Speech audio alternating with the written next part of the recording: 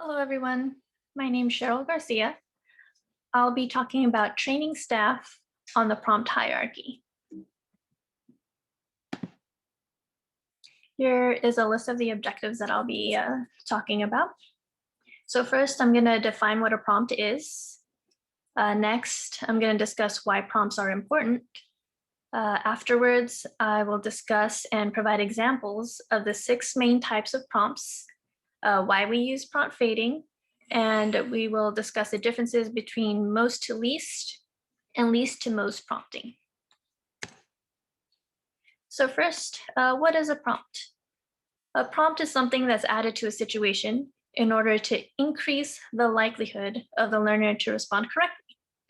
According to Singer et al., 2019, prompts are used to help learners get new skills, and then those prompts are slowly faded or removed until responding is independent.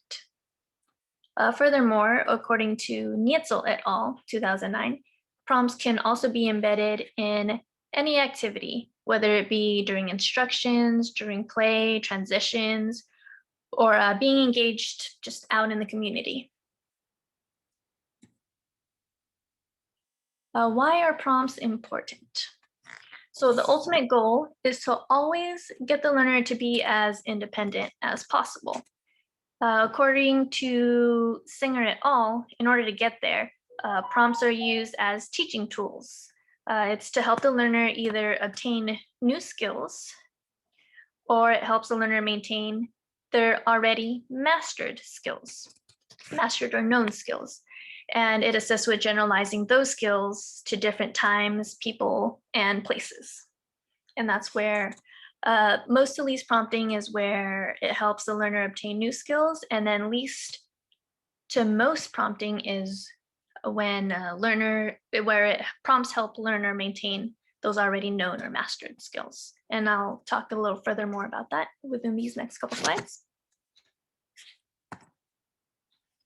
So the 6 main types of prompts, starting from the top left, is the least intrusive prompting strategy, which is visual, which includes proximity. And then after that is verbal, includes direct and indirect verbal, gestural, modeling, partial physical, then ending on the bottom right is the most intrusive prompt, which is full physical or hand over hand. And here I have the prompt hierarchy visual. And this visual is, I have this visual up for the remainder of the slides as a reference, and I'll be referring to it pretty often in each slide. So we have the prompt hierarchy here. We have visual as the least invasive or least intrusive prompt. And from visual going all the way down to full physical is the most invasive or most intrusive prompt. So what this means is visual is least invasive. So that means that it's the most independent that the learner will be able to achieve prior to completely being independent. And then full physical is the opposite, most invasive and the least independent. Okay, and slowly fading prompts is important in order to promote independent, and that is according to Libby et al. So I'm going to move on, starting with visual for the remainder of the slides, and it'll go from visual, verbal, gestural, model, partial physical, then full physical. So visual. Visual prompting is some type of cue that can include pictures, text, videos, to help with how the learner responds. It may include positional or proximity prompts, and it is the least intrusive, like I was saying earlier right here, and also the most independent that the learner can get. So using visual, typically you use least to most prompting. So that's for learners who are already familiar with or has a mastered skill or known skill. And I have an example here where Brenda is learning how to say, I want an object or action, but has started to become dependent on her dad saying, I want the object or action first. So she doesn't ask for anything until dad's vocal prompt. So in order to avoid this, this is called prompt dependency. So what they do is they provided a written visual stating, I want blank. And that was made for Brenda to look at instead. So as she continues asking for, say, ball, I want ball, using the little visual prompt, it slowly faded into just IW blank. And then once she gets more familiarized with how to ask for what she wants, it is then more faded to just I blank. And then once she understands that even more, that's when the visual will be completely removed. Next is verbal. So a verbal prompt is when someone gives clues, hints, rules, questions, commands to help the learner respond correctly. It includes direct and indirect prompts, and it's more likely to cause prompt dependency, just like in the previous example, than gestural prompts, which we will talk about after this slide. So an example of a verbal would be mom teaching her daughter how to read certain words from flashcards. Mom would first prompt with saying, say strawberry. That's a direct verbal prompt, since she is giving her child the actual answer. Now, an example of an indirect would be when coming across a familiar word, the mom may give an indirect verbal prompt saying something like, it's a red fruit. And then that may elicit her daughter saying strawberry. Next is a gesture.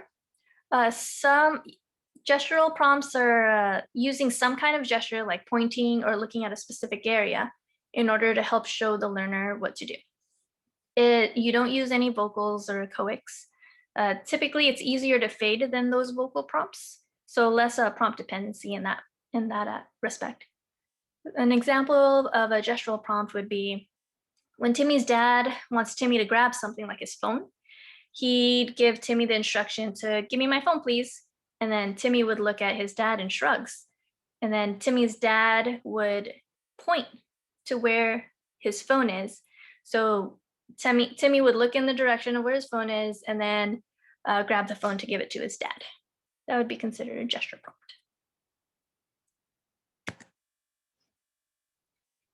prompt. For modeling pretty much you're showing the learner what you want them to do. It doesn't involve any physical touching at all. So an example of that would be the technician and the learner has a pair of utensils in front of them. And the technician says, grab your fork. And then what the technician does is grab their fork to model which one is the fork. And then the learner copies what the technician says, and it elicits a correct response.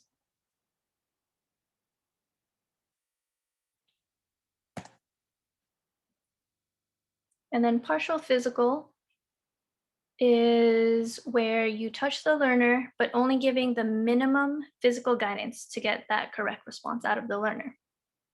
And that is typically used during most to least prompting, learning of a new skill. So an example of that would be David's learning how to wash his hands, with mom helping him, pushing his elbows towards the sink to wet them, then guiding his arm by lightly touching the soap dispenser to pump some soap. The light touches and minimum physical guidance are considered partial physical, since mom isn't completely doing the task herself by grabbing David's hand and maneuvering throughout the hand washing process. That would be considered full physical, which I will be talking about now. So full physical is where you give the maximum amount of physical guidance, which is also called hand over hand. For the learner to complete the task, it's the most intrusive, so it's the least independent. That one would be Lincoln's learning how to brush his teeth for the first time, and his mom uses full physical prompting by placing her hand on top of his, guiding his hand step by step throughout the teeth brushing process. And here are my references. And that is my video on training staff on the prompt hierarchy.